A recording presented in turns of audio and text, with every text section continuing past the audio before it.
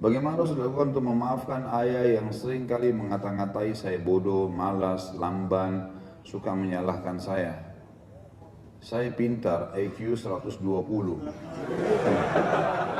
Di sekolah pintar, tapi tidak juara. Doakan kebaikan. Ini mungkin karena ayah Anda bukan orang yang faham agama kan gitu.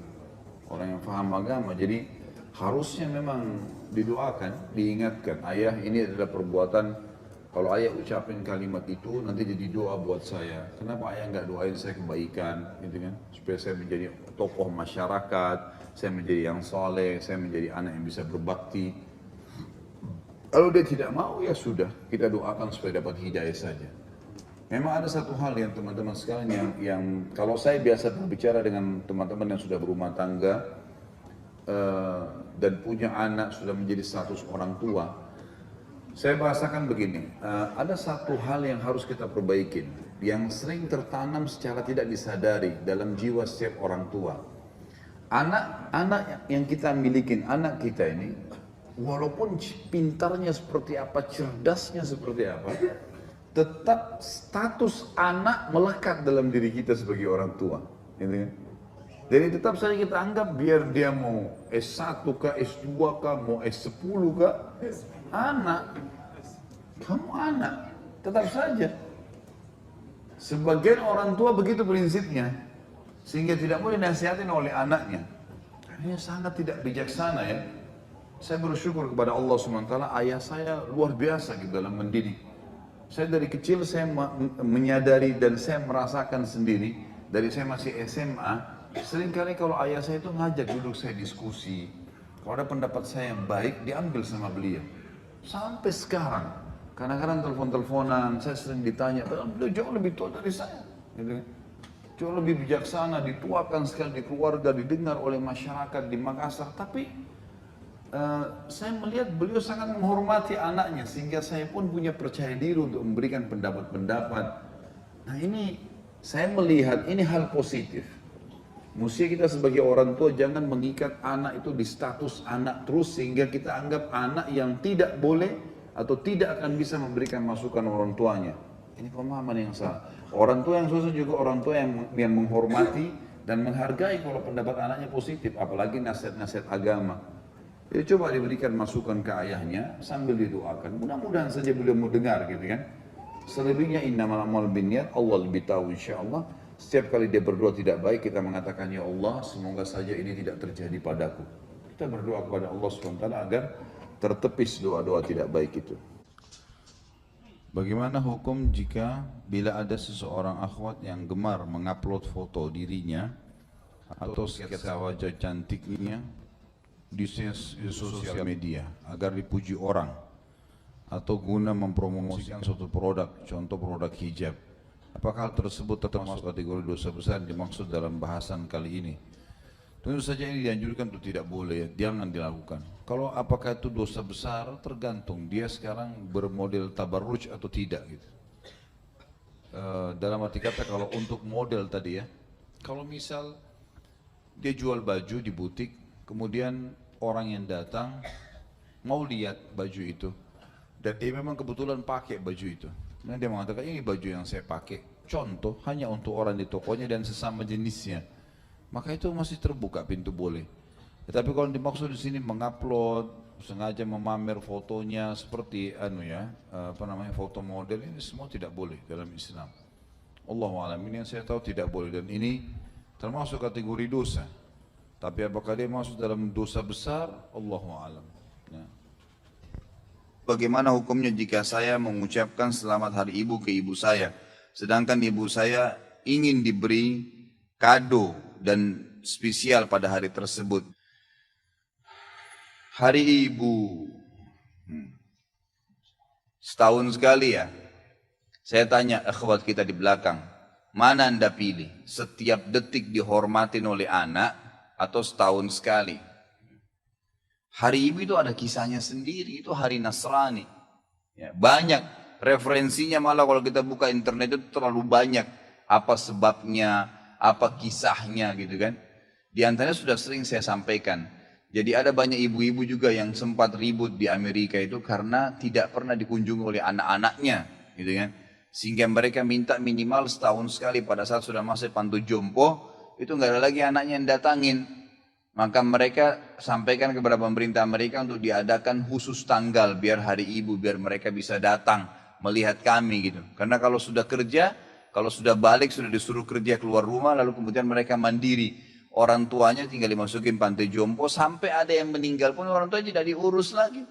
Ditelepon oleh panti jompo, ini orang tua kamu sudah meninggal, udah urus saja jenazahnya berapa biayanya saya transfer. Selesai. Ya. Nah maka karena itu mereka harusnya gitu kan, harusnya merayakan itu, mengadakan hari itu.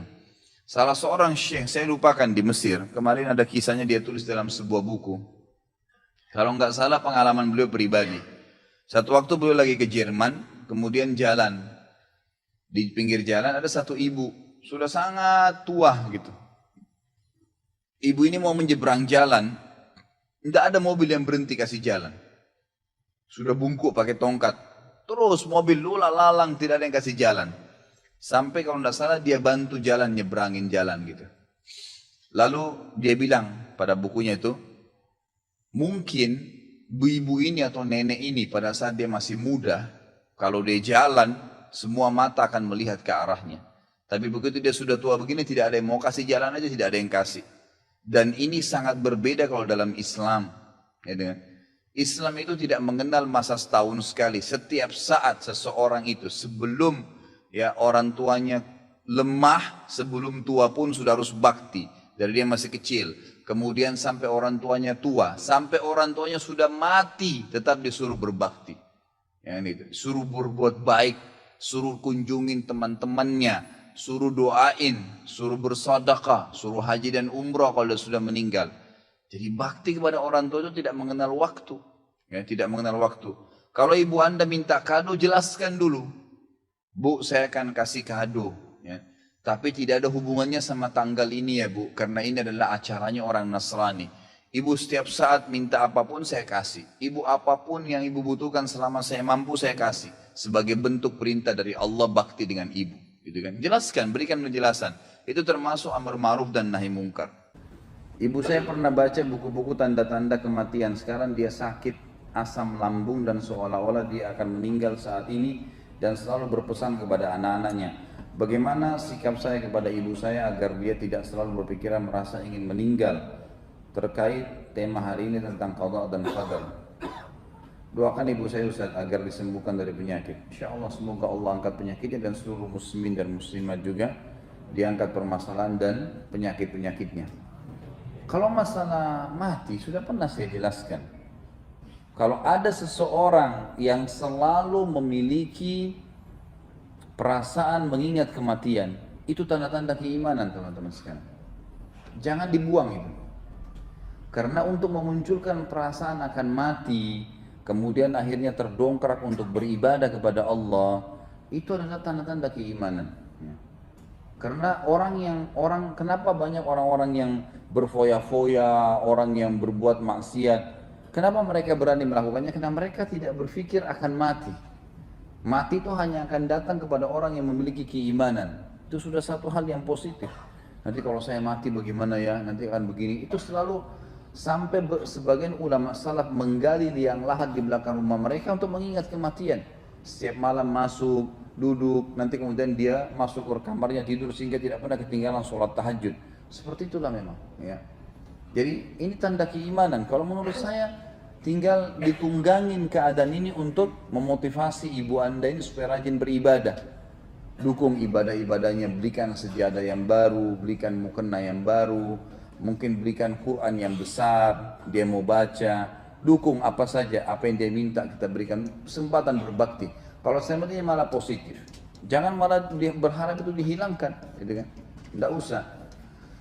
Itu yang pertama. Yang kedua, masalah mati. Kita bisa ingatkan, ini anda bisa mengingatkan ibu antum, bisa ingatkan ibu antum, atau untuk kita juga semua teman-teman sekalian. Bagi orang beriman mati itu bukan akhir segala-galanya, tapi awal segala-galanya.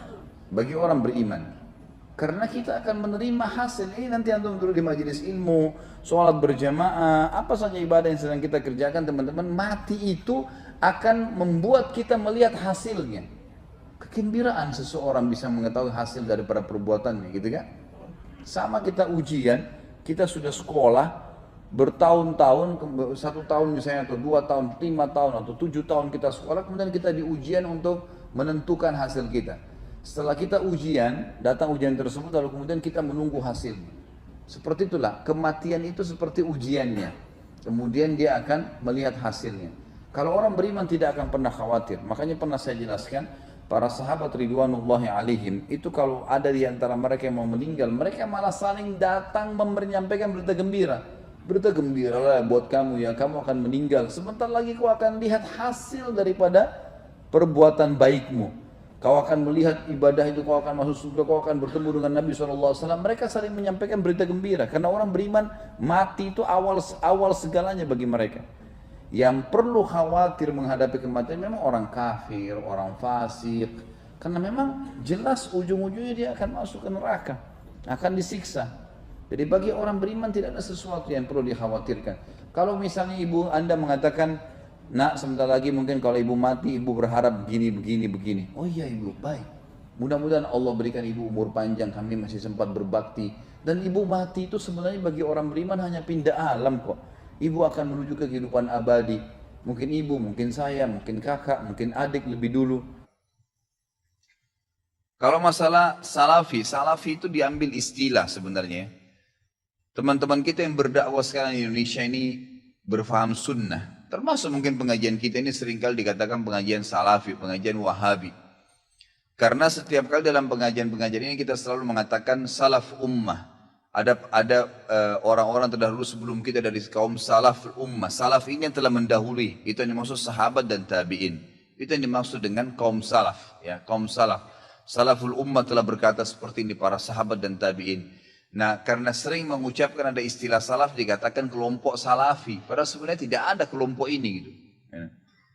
Ini cuma istilah sebenarnya diistilahkan gitu kan. Karena ada keluar kalimat itu. Kalau wahabi ini sebenarnya dulu pernah ada pemahaman keliru ya di Maroko berfaham diistilahkan wahabi. Itu di zaman mungkin masih sudah lama, mungkin zaman Abbasiyah. Kemudian dihancurkan oleh khilafah Abbasiyah. Dan pemimpinnya sudah dibunuh, dihukum mati, udah habis gitu kan. Nah pemahaman ini memang pemahaman yang tidak benar awalnya. Kemudian setelah ya, pemahaman Syiah banyak ya, diperbaiki, diluruskan di Jazirah Arab ya, dan orang-orang Sunni banyak mengistilahkan ini Syiah, hati-hatilah. Orang Syiah itu mencaci maki, mengkafirkan para sahabat, kecuali Ali dan beberapa orang sahabat Nabi. Sementara ahli sunnah itu malah menghormati semua sahabat termasuk Ali. Tidak pernah ada ahli sunnah mencaci maki Ali radhiyallahu anhu. Kita muliakan dan kita terima. Semua keluarga Nabi SAW kita hormatin. Ya. Kita berikan salam dan salawat setiap kali kita tahiyat kepada mereka. Gitu ya. Nah orang-orang Syiah yang tidak menerima selalu diserang oleh ahli sunnah. Gitu kan.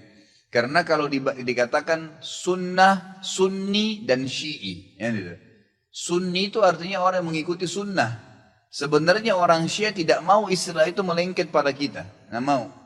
Karena kalau difaham pemahaman sunni, berarti orang-orang yang ikuti sunnah Nabi. Syiah berarti yang mengikuti pemahaman Ali gitu kan. Seperti itu. Jadi pasti orang lebih cenderung memilih, oh berarti pemahaman sunni dong ikuti Nabi. Yang ahli sunnah juga menghormati Ali kok nggak ada masalah. Gitu kan. Maka orang-orang Syiah mengeluarkan istilah Wahabi yang tadinya awalnya tidak baik nih dilempar kepada orang-orang yang faham Sunni. Makanya orang-orang Syiah di Iran itu mengatakan Saudi negeri Wahabi, gitu kan? Maksudnya negeri yang menjalankan sunnah. Kalau dia bilang itu negeri pusatnya Sunni, orang-orang akan dukung pasti. Tapi kalau dikatakan negeri itu negeri Wahabi, orang akan berpikir apa nih Wahabi nih? Bisa saja orang kembali kalau baca sejarah ke histori buruk tentang kisah Wahabi yang awal tuh, yang memang tidak benar gitu kan. Padahal tidak pernah sama sekali ada istilah Wahabi. Saya tinggal di Saudi waktu saya mau berangkat pertama, subhanallah tahun 90, sekolah di Madinah. Waktu itu masih kelas SMA ya. Kemudian ada teman-teman ayah saya ya, sempat mengatakan, nanti Khalid di sana ambil ilmunya, tapi jangan sampai kau jadi Wahabi. Saya berangkat terus terang, saya pikir Wahabi ini momok monster yang menakutkan. Setiap kali ada guru saya masuk, dosen saya masuk, saya selalu ini Wahabi nih. Yang berjenggot ngomong apa nih Wahabi nih. Gitu. Selalu begitu, gitu kan. Karena ayah saya seorang yang dikenal gitu kan, seorang yang tokoh masyarakat di Makassar. Jadi pasti mereka tahu saya balik saya akan gantikan beliau minimal itu gitu kan. Maka saya pun berhati-hati sekali. Subhanallah mungkin 3 bulan sampai 6 bulan pertama itu semua momok yang kayak menakutkan. Tapi setelah saya muhasabah diri saya, enggak pernah orang-orang ini enggak ada omongan kasar dan selalu yang keluar dari mulut mereka qala Allah, qala Rasul. Allah berfirman, Rasulullah bersabda. Kalaupun dikuatkan, sahabat Abdullah bin Umar berkata, Abdullah bin Abbas berkata, selalu begitu. Tidak pernah ada, ini pendapat saya, oh ini pendapat Wahabi. Enggak ada. Kalau orang Syiah selalu, kelompok Syiah, selalu digembar-gemborkan Syiah. Kita tidak pernah, tidak ada begitu. Lalu saya bilang, ini pemahaman yang salah. Kira-kira bagaimana caranya saya ambil ilmunya, saya nggak jadi Wahabi ini, bagaimana modelnya? Nggak bakal nyambung kalau emang ini dikatakan Wahabi, berarti pemahaman ini benar selalu kalau Allah, kalau Rasul. Dari mana nih? Lama kelamaan saya sampai S1 baru saya paham, oh ini istilah yang digunakan oleh orang-orang Syiah untuk menjauhkan orang bahkan dari pemahaman Sunni yang benar. Jika meremehkan orang lain dapat berbalik kepada kita, apakah bisa disebut dengan karma? Apakah karma itu ada dalam Islam? Ya itu istilah ya, di Indonesia diistilahkan dengan hukum karma. Tapi memang dalam Islam kita tidak namakan karma, tapi kita mengatakan memang ada dalam dalil-dalil hadis Nabi SAW yang membuktikan kalau orang melakukan satu perbuatan maka dia akan dibalas dengan perbuatan yang sama. Kalau dalam hal keburukan, misal kita menggunjing orang lain, kita akan digunjing satu waktu. Kita memukul orang lain, kita akan dipukul. Memang ada hadis Nabi SAW berbunyi masalah itu. Seperti misalnya, kama tadinu tudan. Sebagaimana kau berperilaku, kau akan dibalas dengan perilaku yang sama. Hari ini kita jujur dengan seseorang, besok kita dijujuri. Hari ini kita bakti dengan orang tua, besok anak-anak kita bakti dengan kita. Kita setia dan dengan tulus dengan pasangan, Allah juga akan menjadikan pasangan kita seperti itu. Dan seterusnya. Gitu. Juga sabda Nabi SAW, al-jaza min jinsil amal. Balasan akan datang sesuai dengan kadar perbuatan seseorang. Juga hadis Nabi SAW yang lain cukup banyak berhubungan dengan masalah ini. Siapa yang berbakti pada orang tuanya, atau berbaktilah kalian pada kedua orang tua kalian, maka Allah akan karuniakan kalian anak-anak yang berbakti dengan kalian. Dan jagalah kesucian, kehormatan, kemaluan kalian, maka juga Allah akan jaga kesucian, kehormatan, kemaluan pasangan kalian. Itu dalam syariat. Tapi tidak pernah kita temukan ada istilah karma, ya.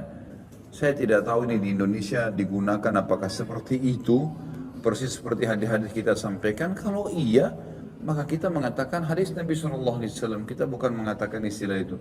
Berarti dia yang sesuai dengan hadis Nabi, gitu kan? Bukan hadis Nabi yang menyesuaikan dengan istilah-istilah yang ada. Apakah ada doa yang dicontohkan oleh Rasulullah SAW untuk menghindarkan diri dari sifat ujub dan menyakiti sesama makhluk? Tentu saja secara khusus lafaz saya sekarang tidak teringat terus terang. Tetapi kita dianjurkan untuk memohon kepada Allah SWT agar dihilangkan dari sifat sombong, ya, sifat merendahkan orang lain. Seperti tadi saya katakan sifat syamata yang membuat ada doa Nabi SAW agar dilindungi dari syamatatil a'da, dari kesombongan yang diarahkan kepada musuh sehingga musuh mengalahkan kita dan seterusnya, gitu kan. Sampai para sahabat itu kalau mereka melihat di dalam benteng musuh sudah mulai mereka mencaci maki Allah, mencaci maki Rasulullah SAW, mencaci maki Islam, maka mereka sudah mengatakan, maka mereka saling mengatakan berita gembira, kalian sebentar lagi akan menang. Karena mereka sudah mencaci maki Allah, mencaci maki Rasulullah, berarti akan ada respon yang sama, balasan dari Sang Pencipta Allah. Tapi doa secara khusus terus terang saya sekarang belum terlintas, cuman Cobalah ucapkan lafaz-lafaz sesuai dengan yang kita harapkan kepada Sang Pencipta Allah. Karena doa boleh kita mengatakan, ya Allah, karuniakanlah ya untukku sifat merendah di hadapanmu, di hadapan para makhlukmu. Kemudian ya hilangkanlah semua dari hatiku sifat sombong, sifat berbangga-bangga, ria dan seterusnya. Kita memohon kepada Allah SWT itu. Bagaimana kiat-kiat untuk mengatasi sifat ujub dan sombong? Ketahuilah, setiap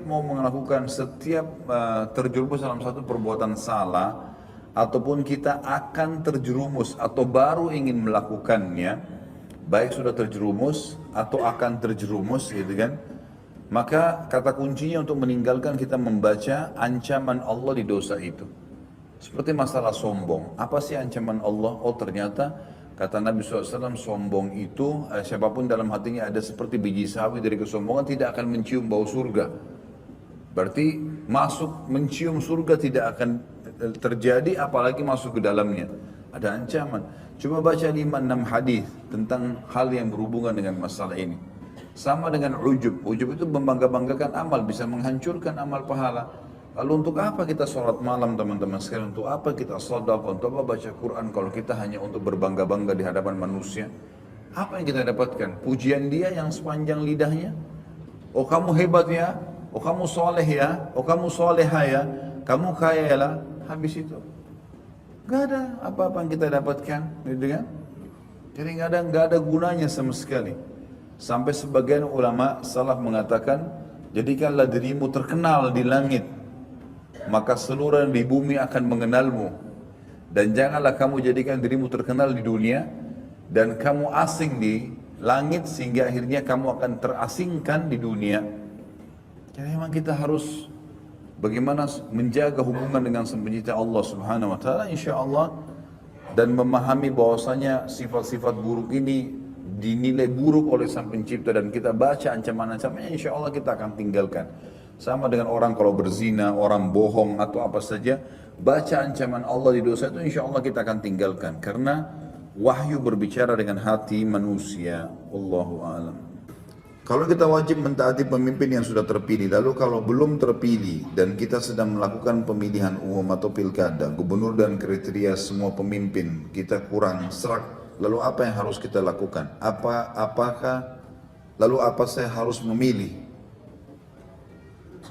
Terus nanti kalau yang terpilih dia lagi, dia kan kafir, apa kita wajib mematuhi pemimpin tersebut? Dan bagaimana sikap atau bersikap seseorang yang kebetulan kerja di pemerintahan gubernur? Kita bagi dua pertanyaan ini ya. Yang pertama masalah, kalau seandainya ada calon-calon ini semuanya tidak layak, menurut kita tidak layak, maka bolehkah saya tidak memilih? Boleh. Hak kita kan, boleh memilih, boleh enggak. Saya bisa dong memilih, saya juga bisa tidak memilih, hak saya itu. Saya rasa itu hal yang sangat rasional sekali kok. Kita bisa mengatakan, saya kalau pilih sembarangan lalu saya bertanggung jawab depan Allah hari kiamat, itu jelas gitu ya. Ada keadaan teman-teman antum tidak bisa kalau tidak milih, seperti kasus sekarang. Tentu saya pribadi dan saya berharap semua muslimin sudah paham masalah itu. Kita tidak berharap Ahok ini jadi gubernur lagi, mustahil. Dan semoga Allah turunkan dia dan hukum dengan perilakunya, mustahil itu, sudah tidak mungkin. Ya, sedangkan dia tidak menghina saja agama Islam, nggak mungkin dipilih itu. Kebetulan aja dulu karena dia berpadar sama seorang muslim. Kalau dia dulu sendirian belum tentu dia menang, gitu kan. Sekarang secara kebetulan karena peraturan pemerintah kita, yang satu jadi presiden, yang satu jadi gantinya kan gitu. Kalau dia sendirian belum tentu gitu. Saya sangat yakin sebenarnya kalaupun dia mencalonkan diri lagi belum tentu dia menang kok. Kecuali ada permainan-permainan yang tidak benar, tidak fair, Allahu a'lam. Tapi dia sudah menghina Islam, maka mustahil. Kalau masih ada orang Islam yang dukung, ini munafik. Munafik, jelas. Allah mengatakan dalam surah An-Nisa ayat 138, 139. Allah mengatakan, dan beritakan berita kepada orang-orang munafik bahwasanya mereka akan kena siksa yang pedih, orang-orang yang menjadikan orang kafir sebagai pemimpin mereka dan meninggalkan orang-orang yang beriman. Apakah mereka mengira ada kemuliaan di tengah orang-orang kafir itu? Ketahuilah, kemuliaan dan kemenangan di sisi Allah saja. Jadi jelas Allah menyebutkan dalam An-Nisa 138-139, orang-orang yang membela pemimpin non-muslim di wilayah muslim adalah munafik. Jelas sampai dia bertaubat. An-Nisa mengatakan itu. Makanya saya ingatkan An-Nisa 138-139, kembali ke ayat itu. Siapa orang tanya, ada yang bela pemimpin ini, tunjukkan ayat itu. Tetap dia tidak mau, ya Anda munafik. Allah yang berfirman. Mau marah terserah, silahkan marah. Ya. Nggak ada yang takut dengan dia marah gitu. Jelas-jelas salah kok, gitu kan. Di situ justru dibutuhkan kejantanan seorang mukmin. Salah ya salah. Mau bagaimanapun tidak ada masalah. Mati itu di tangan Allah Subhanahu wa ta'ala, gitu kan. Kecuali kalau memang masalah masih ada toleransinya, mungkin. Nah kalau misalnya pemimpin itu dua-duanya muslim, kemudian memang kita tidak serak, ya sudah hak kita. Tapi kalau nanti orang ini pun misal, insya Allah tidak, dia mencalonkan diri lagi, maka tidak ada pilihan, antum harus milih si muslim. Cari yang muslim, tidak boleh antum biarkan tidak memilih. Ini saya sudah bilang pada pertemuan beberapa orang yang lalu, kalau saya ada yang sempat tanya, sudah ditanyakan oleh beberapa masyayikh ya, di antara guru yang saya sangat hormati, Syekh Sulaiman Ruhaili, beliau salah satu tenaga pengajar di Masjid Nabawi sekarang, dan beliau Masya Allah kapabilitas ilmu sangat bagus. Untuk kami tanyakan masalah ini, beliau mengatakan jelas sekali kok bahasanya. Kalau keadaan seperti Jakarta sekarang, kalaupun orang ini betul-betul tercalonkan, waktu itu belum ada pembicaraan dia menghina Islam ya. Waktu kami tanyakan ini belum ada penghinaan Al-Maidah 51, belum terjadi. Beliau tetap mengatakan kalau betul terjadi ada pemimpin non-muslim tercalonkan, pemimpin muslim tercalonkan, maka dipilih pemimpin muslim walaupun ada kekurangannya. Nggak bisa tidak. Jadi jelas sekali di sini. Sekarang pertanyaan selanjutnya yang kedua dari masih sama, bagaimana kalau terlanjur ada pemimpin non-muslim? Saya sudah pernah jelaskan ini. Kasus pada saat dipilih jadi pemimpin, jadi gubernur, gitu kan? Selama dia belum menghina Islam, saya yakin kita tahu semua. Ada di antara ulama-ulama kita atau dai-dai kita yang mengatakan berontak, lawan sebelum dia hina ya, nggak pernah kan? Nggak ada sama sekali. Nggak ada ustadz-ustadz bicara, nggak ada dai yang nyalain. Sesuai dengan hukum Allah kita patuhi. Yang tidak hukum Allah tidak sesuai kita tinggalkan. Sekarang kenapa kita ribut masalah ini? Karena memang dia menghina Islam, sudah lain ceritanya. Jadi kalau ada pemimpin non-muslim, baik itu dengan cara penjajahan, seperti waktu Belanda datang merampas Indonesia, gitu kan? Kita nggak punya kekuatan untuk melepaskan diri. Suku Tatar waktu datang menghancurkan khilafah Abbasiyah di Irak, membunuh banyak muslimin, banyak ulama, buku-buku semua dibuang di lautan ya, sampai lautan itu berubah menjadi warna tinta semuanya, gitu kan. Kemudian banyaknya bangkai kaum muslimin yang dibunuh sampai puluhan ribu pada saat itu, dan mereka berkuasa.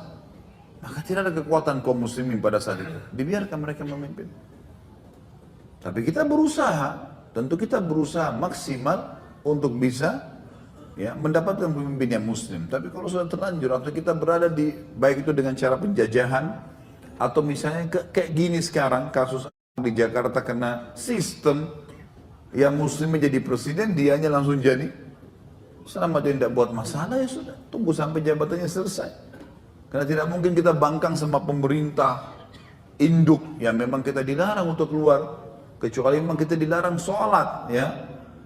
Karena kata Nabi SAW, taatilah pemimpin kalian walaupun seorang budak berkulit hitam dari Habasyah, dari Ethiopia, gitu. Walaupun pundakmu dipukul, ya, hartamu diambil, kalau selama dia pemimpinnya induk ya, kalau kita bicara masalah presiden dan seterusnya ini atau raja, kita patuhi, gitu. Selama dia tidak melarang kita sholat. Kalau sudah melarang sholat sudah lain ceritanya. Allahu a'lam. Ya. Melanjutkan masalah Khidir, banyak sekali syubhat-syubhat yang dilontarkan para ustadz, seperti banyaknya orang yang mengaku bertemu dengan Khidir dan seolah-olah mereka menjadi wali Allah. Pertemuan Nabi Khidir dengan Syekh Abdul Qadir Jailani. juga ulama-ulama sekarang, syubhat dan seterusnya ya. Mungkin ditanyakan apakah ini benar atau tidak ya. Tidak pernah Nabi SAW, Nabi SAW yang lebih mulia daripada kita, tidak pernah menukil pada riwayat saya baru bertemu dengan Khidir. Tidak pernah sama sekali. Ada riwayat tentang Isra Mi'raj cuma mengatakan saya dipertemukan dengan ruh para nabi di Masjid Aqsa. Itu ada. Tapi tidak disebutkan satu persatu nabi-nabinya. Kecuali di langit. Itu lain lagi kasusnya pada saat Mi'raj ke langit. Tapi di dunia tidak pernah. Kalau Nabi SAW tidak pernah mengatakan bertemu dengan Khidir, sahabat-sahabat Nabi yang menjadi teman-teman Nabi nggak pernah mengaku, bagaimana orang ini bisa mengatakan ketemu dengan Khidir? Gitu kan? Ini semua waswas syaitan ini, gitu kan? Ini nggak benar sama sekali. Menganggap Khidir akan datang kepadanya, memberikan salam kepadanya lah. Ini semua teman-teman sekalian, kalau saya sangat yakin mengikuti wahyu yang benar tidak akan terjadi. Tidak akan terjadi. Syekh Abdul Qadir Jailani adalah orang yang mulia ini. Ini adalah salah seorang dari mazhab Hanafiyah yang terkenal dengan ilmunya, tapi banyak orang salah gunakan namanya orang ini, ya, rahimahullah. Ini orang yang luar biasa sebenarnya dalam ilmu fikih, dalam ketaatan, tapi disalahgunakan. Akhirnya orang melukis-lukis, dianggap fotonya segala macam. Kemudian dikatakanlah malam Jumat ruhnya bisa datang. Teman-teman sekalian, ruh tidak akan pernah kembali ke dunia. Titik. Itu dalilnya, ya. Hadis Bukhari menjelaskan masalah itu. Waktu para sahabat mati syahid di perang Badar, kata Nabi SAW di depan jenazah para sahabat, teman-teman kalian ini sekarang ini wahyu sampai ke Nabi SAW, dan ini adalah mukjizat buat Nabi SAW, bukan buat semua orang. Ini teman-teman kalian sekarang sedang berbicara dengan Tuhannya. Mereka berkata, ya Allah, kembalikan kami di dunia. Bukan untuk ketemu sama istri, sama anak, kembali dagang, kembali hidup, enggak. Kembali beraktivitas biasa. Supaya kami ikut berperang lagi, kemudian kami terbunuh lagi. Karena gampang, tinggal ditusuk musuh, dapat masuk surga tanpa hisab. Enggak ada susahnya gitu. Sampai para teman-teman yang membahasakan dinukil dari para salaf, kalau ada pedangnya musuh meleset dari dia katakan surga meleset. Gitu. Nah, iya. Orang tidak boleh sengaja bunuh diri, tapi kalau memang musuhnya berhasil lewatkan, berarti lewat surga. Tadi kalau kena saya masuk surga. Ada sahabat pernah ngantar suratnya Nabi SAW ditombak oleh orang-orang Persia, mati. Lalu dia mengatakan fuztu birabbi Ka'bah, ya. Saya menang atas nama Tuhannya Ka'bah, maksudnya Allah Subhanahu wa taala. Orang-orang Persia bilang, ini orang aneh, ditombak, berdarah, mati, dia bilang saya menang.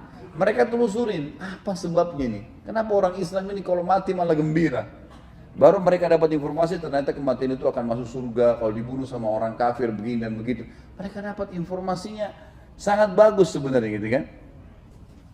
Jadi teman-teman sekalian, masalah orang yang mengaku bertemu dengan Khidir ini, bertemu dengan Abdul Qadir Jailani rahimahullah ini ahli 100 salam dari Nabi Khidir, ini semua adalah khurafat-khurafat yang dibuat dan tidak ada sama sekali, tidak pernah. Dan para sahabat Nabi SAW tidak pernah seperti itu. Akhirnya Nabi SAW tadi mengatakan dalam riwayat, setelah itu Allah berfirman kepada mereka di Badar, sudah menjadi sunnahku, hukum peraturanku, tidak mungkin orang yang mati kembali lagi. Anda boleh kembali kepada riwayat perang Badar di riwayat Imam Bukhari. Jelas sekali kok itu. Ya. Sudah menjadi hukumku, gitu kan? Tidak mungkin orang yang sudah mati kembali lagi ke dunia. Maka mereka berkata, ya Allah kalau begitu sampaikan saja berita gembira kepada saudara-saudara kami yang belum mati syahid, agar mereka nggak usah takut. Perang saja mati mereka akan dapat kok. Lalu Allah turunkan Al-Qur'annya. A'udzu billahi minasyaitonir rajim wa la tahsabanna alladziina qutilu fi sabilillahi amwata.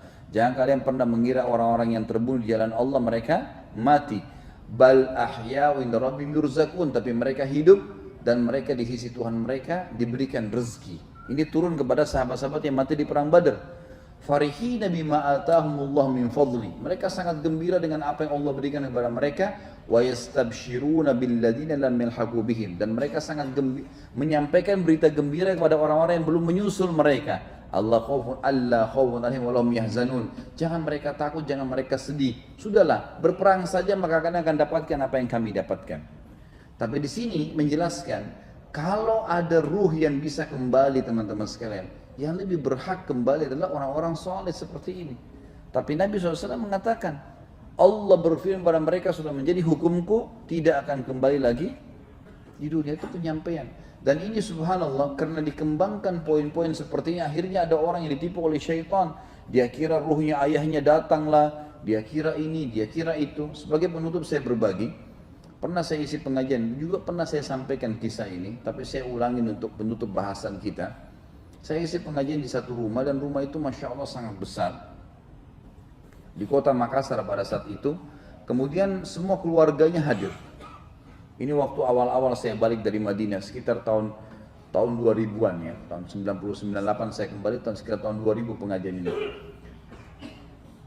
Kemudian semua hadir di pengajian.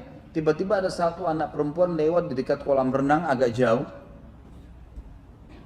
Terus saya tiba-tiba tidak tahu kenapa saya ingin bertanya. Saya bilang sama yang punya rumah, Pak, ini semua sudah hadir. Dia bilang sudah hadir. Perempuan yang jauh sana lewat itu siapa, Pak? Oh, itu anak saya, Ustaz.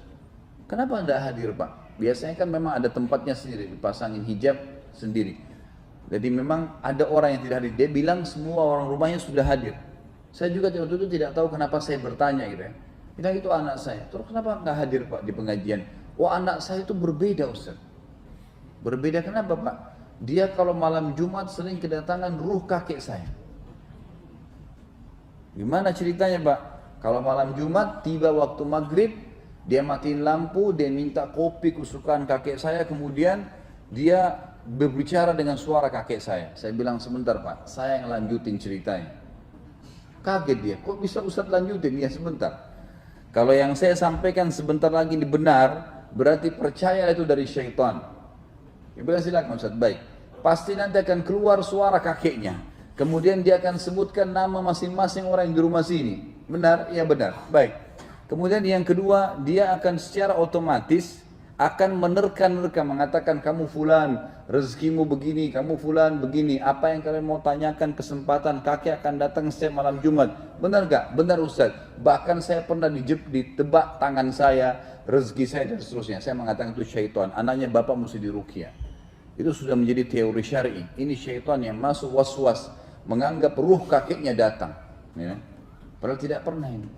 Kalau ini sebenarnya ada teman-teman sekalian, maka yang bisa terjadi, Nabi SAW datang sekarang kepada umatnya, nasihatin kita yang salah. Ini kenapa kau buat yang saya tidak perintahin? Kamu bukan apa begini? Tapi enggak sama sekali. Waktu Nabi SAW meninggal, semua sahabat sedih nangis. Kenapa sedih nangis? Karena Nabi sudah enggak bakal ada. Udah selesai. Jadi kita harus berjuang sendiri dan menerapkan syariatnya. Padahal Nabi SAW bisa datang lagi kan? Bisa saja. Tapi tidak terjadi. Jadi jangan tertipu dengan hal-hal yang seperti ini, berbahaya. Secara individu saya berbicara. Saya tidak bicara masalah kelompok, secara individu saya mengatakan hati-hati teman-teman dengan godaan syaitan yang seperti ini, sehingga akhirnya menyesatkan kita dari jalan Allah. Abu Bakar, Umar, sahabat-sahabat Nabi yang mulia, mereka tidak pernah menukil satupun riwayat kepada kita kalau mereka pernah bertemu dengan para nabi-nabi atau ruh-ruh seperti ini. Mereka menjalankan apa yang sudah Nabi SAW janjikan dengan keyakinan, selesai. Mereka jalankan itu. Allahu a'lam. Semoga apa yang kita bahas malam ini bermanfaat buat kita semua, dan semoga apapun amal yang pernah kita kerjakan diterima dengan kemahamurahnya oleh Sang Pencipta Allah, dan semoga semua dosa yang pernah kita kerjakan sekecil sampai sebesar apapun dimaafkan dan diganti menjadi pahala dengan kemahamurahannya, dan semoga Allah dengan kemahamurahannya pula memberkahi sisa umur kita ke depan. Semua itu isi dengan amal saleh, diberkahi di harta, di keluarga, di pasangan hidup, di anak-anak, dan puncaknya kita masuk surga tanpa hisab. Dan kita terus menolong saudara kita di Palestina, di Syria, di Yaman, di Irak, di Myanmar, di Ahsa, dimanapun mereka berada. Ya Allah, tolonglah mereka, ikhlaskan niat mereka, terima para syuhada mereka, muliakan Islam di tangan mereka dan tangan kita semua, dan semoga Allah partisipasikan kita bersama mereka di pahala, baik dengan doa dan hati juga dengan jiwa kita. Dan terus kita mendoakan agar pemimpin negara kita ini adalah pemimpin yang soleh, diberikan keimanan dan kembali kepada Al-Quran dan Sunnah, dan juga seluruh jajaran pemerintahan nantinya akan beriman kepada Allah dan Rasulnya, dan juga tentu menerapkan Islam, dan seluruh masyarakat Indonesia juga akan menerapkan Islam sesuai dengan wahyu Al-Quran dan Sunnah.